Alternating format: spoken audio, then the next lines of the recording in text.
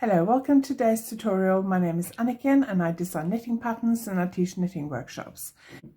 In today's video I'm going to show you how to do this tuck stitch pattern, but before I do that, if you like this video please give it a thumbs up, and if you have any questions or want to leave a comment, please comment below, and if you haven't subscribed to my channel yet, please consider subscribing. I release videos every Friday and I do a combination of tutorials, yarn and knitting product reviews, and my Confessions of a Yarn Addict podcast episodes. So today I'm going to do a tutorial on this tuck stitch pattern. A few years ago I got into machine knitting. I never got very good at it, but I had a go, and one of my favorite stitch patterns on the knitting machine was tuck stitch patterns. And there was one stitch pattern in particular that I really liked, and it's a bit similar to this. Wasn't exactly the same, but it was similar. With this tuck stitch pattern, the purl side is the right side, so this is the right side, and you can see there are purl stitches, and the knit side is the wrong side. So the purl side is the right side and the knit side is the wrong side. This is a 4 stitch repeat and 8 rows. So 4 stitch and 8 row repeat. Every right side row, so rows 1, 3, 5 and 7 are all just purl, and on the wrong side rows you do row 2, which is just a knit row, row 4 you do the pattern, row 6 is a knit row, and row 8 you do the pattern. So I'm going to do row 4 now. So the actual stitch that we do that creates this interesting textured fabric is actually worked on the wrong side, or the knit side, which is the wrong side. Okay, so I've knitted the first 4 stitches, and now I'm going to do knit 3 below, so that's shortened with K3B, so knit 3 below, and on the next stitches on my needle I'm going to go into the 3rd stitch below. So I go in, that's the first one, that's the second one, and that's the 3rd one. So I just count. I find it easier if I just pull it down a bit with my thumb and my index finger. 1, 2, 3. Then I'm going to go into that stitch and knit it. I'm doing a continental style, but I'll show you English style in a minute. And then when I take that stitch off my left hand needle, I don't have to do anything, but it will unravel the last 3 rows that I did. So you don't have to do this, you can just take it off and carry on knitting, and this will kind of happen automatically. So you've actually unraveled the last 3 rows that you knitted, and you've knitted into the 3rd stitch below. And then I'm going to knit 1, 2, 3, then I'm going to do it again. 1, 2, 3. So I go into that stitch. Let me do it English style this time. So 1, 2, 3 into that stitch, yarn around the needle and through, and then when I take that stitch off the needle, it unravels the top 3 loops like that. And then I'm going to knit 1, 2, 3. So let's just turn around and look what's happening on the right side, which is the purl side. Those 3 rows that we unraveled, it kind of hitches them up, if you like. You can just kind of see them here.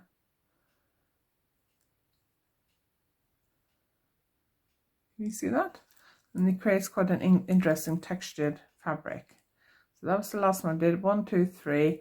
Then do it again. 1, 2, 3, and knit and off. Knit 1, 2, 3. I'm going to do one more. Let's do this on English style. 1, 2, 3 into that stitch, wrap the yarn around the needle. Oops, I actually accidentally dropped it off my needle there as I was trying to knit it, but that's fine because it's going to come off anyway, so that's okay. And then knit 2, 3. So the wrong side doesn't look particularly attractive. You can see there's a little bit of extra texture on the wrong side, but the right side is what looks attractive. So I'm going to just knit the next, that was row 4. I'm going to knit row 5 and 6 and 7 quickly, and then I will see you on row 8. Okay, so we're now on row 8. By the way, I will put the stitch button below, so if you want to have a go, you can do. I'm just going to put my notes there so I can see what I'm doing.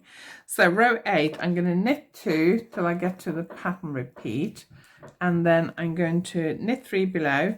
So the pattern repeat is actually staggered, and I'll show you that on the swatch in a minute. So I'm going to knit 3 below. 1, 2, 3. Into that stitch, wrap the yarn around the needle. Doesn't matter whether you knit English or continental style. Knit 3, and then we're going to knit 3 below. 1, 2, 3, and knit. Now the pattern repeat is kind of staggered, so you've got 1 there, 1 there, 1 there, 1 there. So you can see it creates this kind of honeycomb pattern maybe.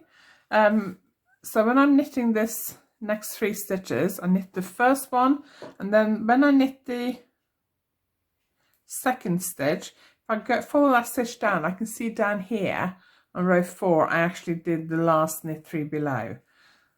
You don't have to worry about that, but if you want to check that you're doing it correctly, that's a good way of checking it. So the middle of your knit 3 should be directly over the previous knit 3 below that you did last time you did it. So we're going to do knit 3 below again.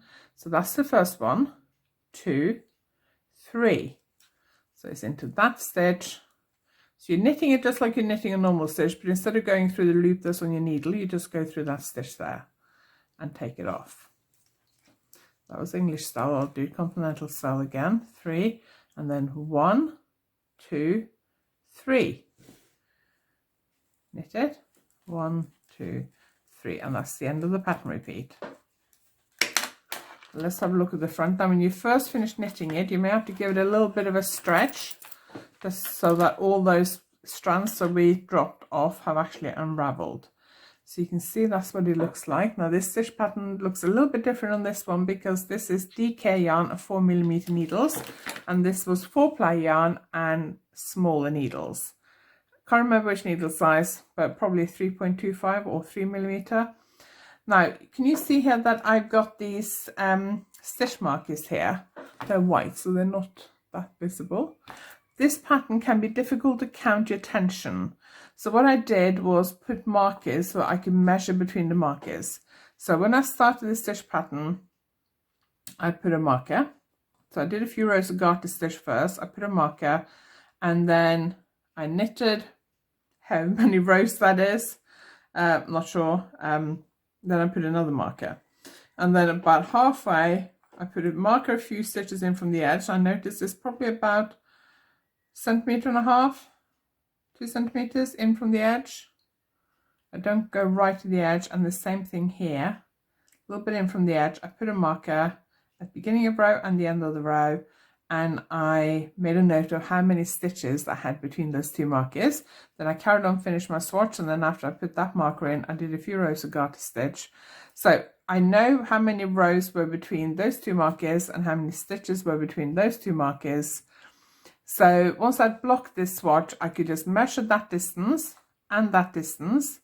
Now this is a while ago because I did this for a design that's just appeared in Let's Knit. I think it's issue 182, but I will put all those details below, and I'll link to the magazine below as well. And I needed to be able to measure the tension for the pattern. So I can't remember at the moment how many stitches are between these markers and how many rows are between these markers, but at the time I made a note of it.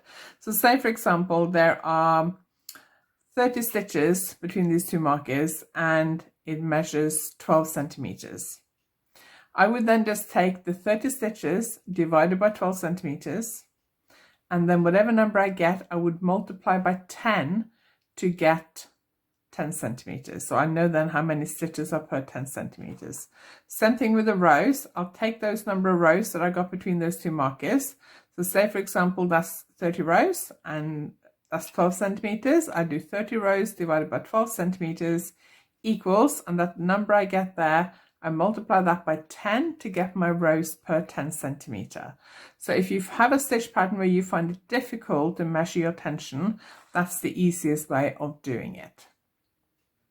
So I hope you enjoyed this video. If you have any questions, please ask below. If you like this video, give it a thumbs up. And if you haven't subscribed to my channel yet, please consider subscribing. like I said earlier, I post videos every single week. And this stitch pattern is from my latest design for Let's Knit. I think it's issue 182. But I will put the details below and I'll link to the pattern as well. So if you want to find out more about this, then do check out that link. Thank you very much for watching, and I will see you next time.